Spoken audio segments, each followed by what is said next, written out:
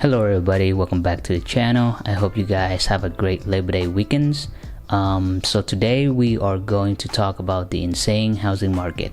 Let's get into it. This is the worst housing market that America has ever seen. Let me paint a better picture for you. I'm newly engaged and me and my fiance are looking for a starter home so that we can build some roots. We'd eventually start our family here. We'd have barbecues in the back. We'd get a fenced-in backyard for the dog. It would be incredible. But then this happened.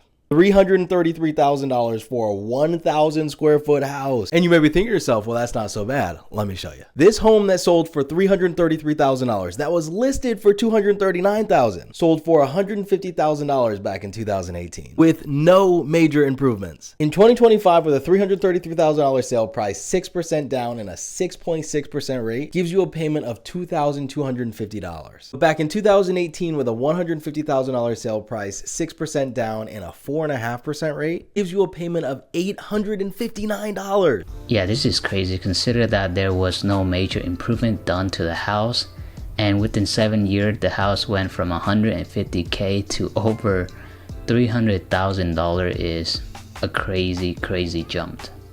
The couple that buys this home today needs to have a household income of $125,000 a year, when the couple that bought this 1,000 square foot house back in 2018 needed a household income of $55,000. In 2025, $150,000 gets you this today in the same town. You might be thinking to yourself, oh, that's not so bad. This is what the inside looks like. So yes, that statement I made in the beginning is absolutely true. This is the worst housing market that America has ever seen. And for people like me who are trying to buy in, we are getting screwed. Like, follow, comment, and let me know what things are like in your town. My husband and I are in a very unique and blessed position right now. We live with my parents. We moved back in with them a few months ago in order to stop putting all of our money towards rent and be able to save up for a larger down payment. And even with that, it's getting so discouraging just to see what's out there. We're looking at the numbers and cannot crunch anymore. Like, people are living bare bones. We don't own anything fancy. We share one car. I stay home with my son. We do not have childcare costs. Small part-time job to bring in extra cash.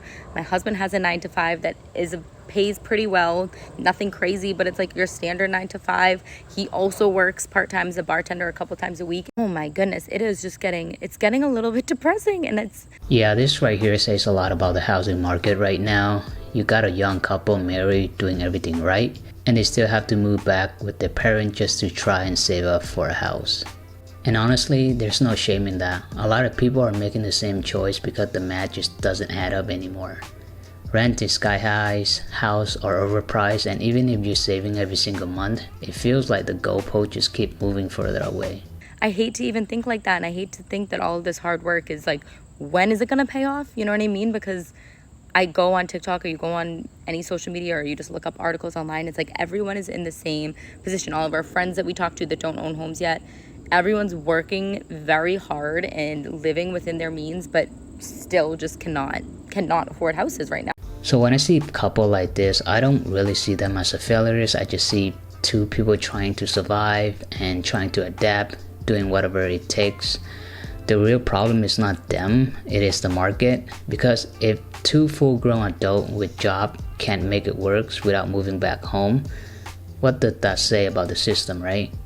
Hi, I'd like to buy a house, please. Okay, and how much do you make a year? About $30,000. Oh, wow, didn't know I was talking to a high roller over here. That should be more than enough for your first home. Hi, I'd like to buy a house, please. Okay, how much do you make a year? About $100,000. Could you believe this idiot thought he could afford a house? Tune in next week to America. Go f*** yourself. How much money do you have to make to afford a home in America? In 1985, it was $24,910. By 1991, it went up to $30,126. 1999, 40 grand, 816. 2006, 42 grand, 200. By 2015, the number actually went down. This is post-crash and entering low interest rates. By 2015, the number was $32,150. 4 years later, in 2019, it was $38,500. Let's enter the post-COVID era. By 2021, the number had risen to $63,925, nearly doubling since 2015. By 2022, it was $92,148 by that year, December, with having higher prices and higher rates.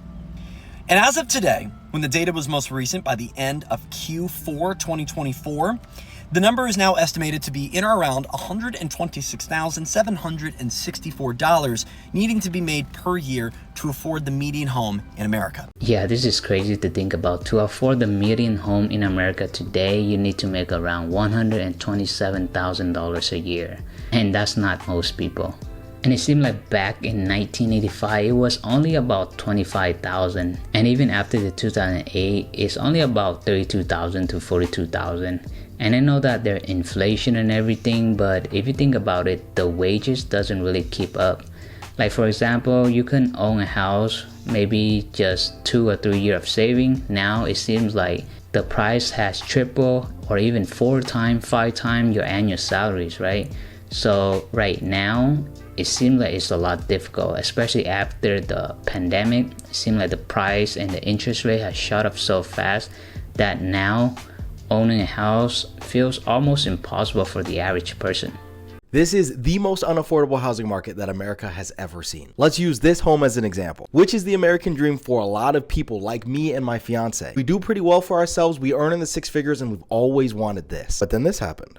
$553,000 for this house. You may be thinking to yourself, well, that's not so bad. Let me show you. This home that was sold for $553,000, that was listed for $489,000, sold for $337,000 back in 2018. This home in 2025 with a $553,000 sale price, 6% down and a 6.5% rate, gives you a payment of $3,716. But back in 2018 with a $337,000 sale price, 6% down and a 4.5% rate, gives you a payment of $1,800, which means to afford that home today, you need a household income of $230,000. When in 2018, you needed a household income of $100,000. Meaning that back in 2018, a couple with 2 entry-level jobs could have afforded this house. That's the issue that many people like me and my fiance are having. How is it that we have to earn more than twice as much money to do the same things that people used to be able to do just 5-6 years ago? One of the worst parts is we can't get any honesty around the situation. So if you want honest news around what's going on in the housing market, make sure you check out my newsletter in my link in bio called Pissed Off Buyer. And let me know in the comments what's happening with the housing market in your city. Like, follow, and comment for more. So for the next video, I want to show you guys that owning a house doesn't necessarily mean only having a mortgage. There's going to be some other extra costs that associate with it as well. So let's take a look. When I bought my house, I felt very lied to after seeing what all the actual prices were. So here's a realistic what my house costs every single month. So I learned that when people say that their mortgage is less than rent, they only mean the mortgage, not everything else that comes with it. And for context, my house was about $200,000 at a 6.25 interest rate. I have a 30-year loan and I put 3% down. My monthly mortgage price is $1,134. My PMI for not putting down the full 20% is $72. My property taxes are about $245. My home insurance is $27.50. HOA fees are $280. My home warranty is $30.19, and then my utilities are usually somewhere around $250. And if you weren't keeping track, that was $2,030 every single month. So while I wouldn't do anything differently, I think a lot of people would if they had all the information. So don't let anyone push you into buying a house if you don't feel like you're ready. Is the housing market going to crash? I don't think it's going to crash, but I do think we're stuck. Because if you bought a house between 2010 and 2020, let's say your loan amount is $200,000, you refinanced during the pandemic for 3%, that 3% on $200K over 30 years is only going to cost you a little over $100,000 in interest, which is a steal. And if that person, even in the past 5 years, if they gained $150,000 to $200,000 of equity and they upgrade to a new house and they get out a $400,000 loan today at 7%, it's going to be over $550,000 of interest. So who's going to trade $100K interest for $550,000 of interest? That is a huge L. Yeah, the more I look at the housing market, the more it feels like everybody is stuck in this some sort of invincible trap. It's not crashing, but it's like frozen. Like nobody can move without taking a massive hit. And think about it, people who refinance at 3% during the pandemic, I think they are sitting pretty well. But anyone else trying to buy the house in today's market is basically getting a hit with a giant tax just for owning a house. And 7% interest on a new loan, that's pretty insane. and the math alone makes upgrading feel impossible for the regular people. Then you have people like me and my wife who bought in 2022. So anyone who bought from 2022 to 2025, we're also stuck because our housing prices didn't go up. So if we sell, we would actually break even or maybe even lose money. So we would take an L and we can't move. Then we thought, well, why don't we rent our house out and then we can go buy another house? But our mortgage is $2,900 and we can only rent our house for $2,200, $2,300. So we would lose there. So we're stuck. We literally can't move unless we want to take a $50K punch in the face. And then you have the sellers who have to move for work or whatever else is going on in life. They can't find a buyer because houses are $400,000 or $500,000 and you need $150,000 to $200,000 to comfortably afford a house in today's market.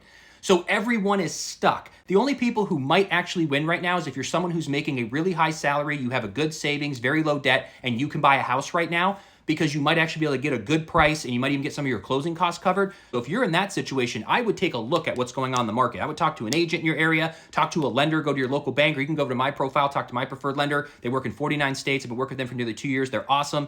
Try to figure out if this is a good time for you. But for every other category, even the people whose houses are paid off, everyone's just stuck.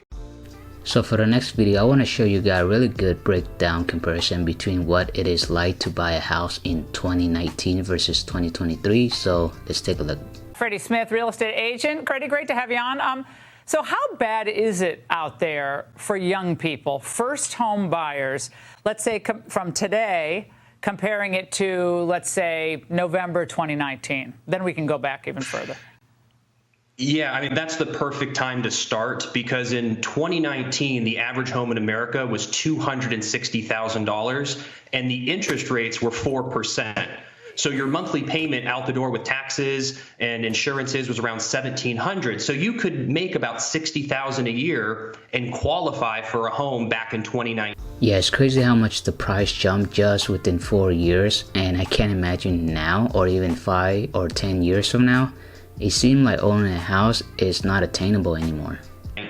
That same home today is going for $436,000, but the interest rates are 7.5%. So that monthly payment is jumping to $3,700. So you need to make today, yourself or you and a spouse, $115,000 in a salary with zero debt to have a shot at affording the average home in America today. And if you have debt, cars, credit cards, it's even more, like $140,000, $150,000. So it's priced out a lot of Americans just over the past 4 years. Okay, I want to close this video off with one final clip, and this one is a pretty interesting one. If the home price doesn't go down, this is probably the only way I'm going to own a house in the future. Let's take a look. You can now buy a home in Canada courtesy of Amazon for really, really cheap. This studio-sized home has a kitchen and room for a bathroom, and you can get it all for $21,000. And it has a 5-star rating on Amazon, which is a lot cheaper than the average home price in Canada, which is around $660,000.